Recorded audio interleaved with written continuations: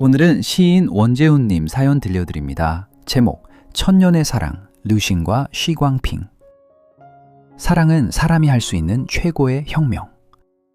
중국 근대사에서 가장 중요한 인물 가운데 한 명인 류신은 우리에게 아큐정전이라는 소설로 널리 알려진 인물이다. 위대한 작가는 단순히 글을 쓰는 직업으로서 존재하는 것이 아니라 그 사회를 이끌고 움직이는 지도자이기도 하다. 그는 격동하는 중국 근대를 살면서 사회와 문화를 뒤덮고 있던 낡은 도덕과 관습에 맞섰다. 그러한 류신의 생에 단 한 가지 극복하지 못한 것이 전족한 부인과의 관계였다. 1906년 당시 일본 유학 중이던 그는 어머니가 아프다는 연락을 받고 귀국해서야 자신이 정혼했다는 사실을 알았다. 단지 어머니의 뜻을 거스를 수 없어 류신은 그녀와 결혼했다. 20년이 넘는 결혼 생활 동안 주한 부인과는 1년 반 정도만 같이 살았다. 나머지 세월은 이런저런 일로 류신이 집을 비웠고 그나마 집에 있을 때에도 방을 따로 쓰는 부부였다. 그러나 두 사람은 다른 면에서 서로를 존중했다. 단 류신은 도무지 그녀에게서 사랑의 감정은 느낄 수 없었다고 고백했다. 자신의 결혼은 구시대의 관습이 빚어낸 희생양이었다고 하면서도 당대의 다른 인물들처럼 부인을 버리고 재혼할 수는 없었다. 사랑은 그와 무관한 일이었다.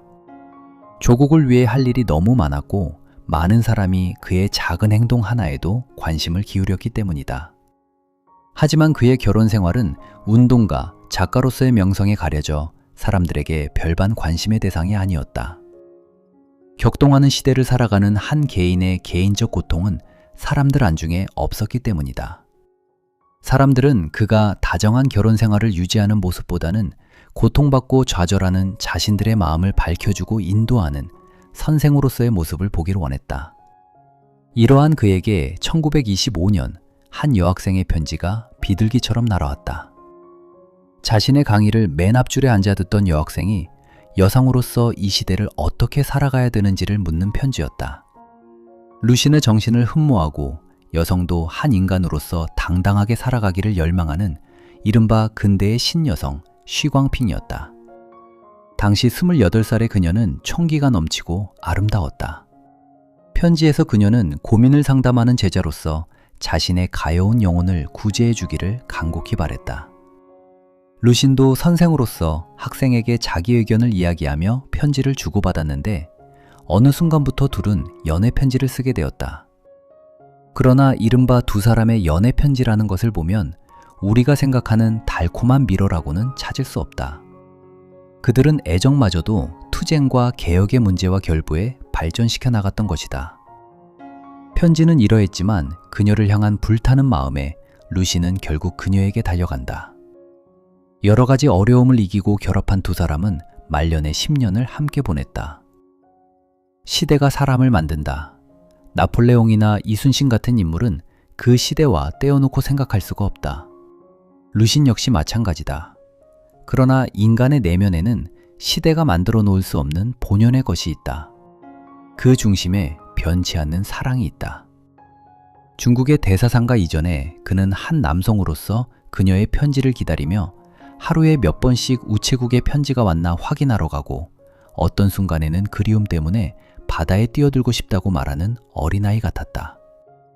그들은 편지라는 솔직한 대화의 창구를 통해 사랑을 발견했고 그것을 소중히 간직한 사람이었다. 그들은 사랑이라는 단어를 직접적으로 쓰지는 않았지만 자신의 마음을 담담하게 적어내려간 글로 사랑한다라는 한마디 말보다 더 절절한 그리움을 전했다. 이런저런 사회 문제를 이야기하다 편지 말미에 류신은 이렇게 썼다. 늘 비가 오니 꽃무늬 블라우스는 괜찮은가요? 날이 개면 화창한 벌에 잘 말려두시기에. 구시대의 악습과 전근대적인 사회 구조를 바꾸기 위해 투쟁하고 고민했던 사상가 류신. 그리고 그의 곁에서 동지이자 연인으로 살았던 쉬광핑. 늘 비가 오는 듯한 시대를 살았던 두 사람은 혜영이라는 3의 아이를 낳고 화창한 벌의 생을 살다 간다. 진정한 사랑은 사람이 할 수 있는 최고의 혁명임을 두 사람을 통해 확인할 수 있다. 원재훈님은 그리움 배기, 딸기 등 4권의 시집과 산문집, 내 인생의 봄날, 소설, 바다와 커피를 펴냈습니다.